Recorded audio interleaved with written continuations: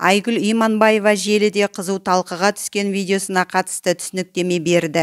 Өнер иесі белгісіз азаматтың шашын жұлып алғанын растады. Алайда ол ер адамның бұл әрекетке не үшін барғанын білмейтінін айтты. Менің телефоныма дайректте кешелі бері бір тыным болып жатқан жоқ.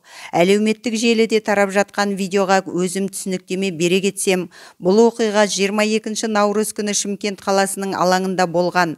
Сахнадан төменге түскен бетім сол еді. Видеоны мұқият қарасаңыздар, артқы жағымнан бейтаныс бір кісі келіп, расында бір уыс шашымды ауыртып жұлып алды да қалтасына орап салып қойды.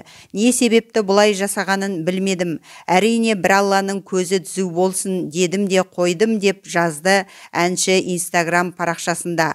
Айта кетейік, бұған дейін бейтаныс азаматтың Айгүл Иманбаеваның шашын жұлып алғаны тарап кеткен болатын.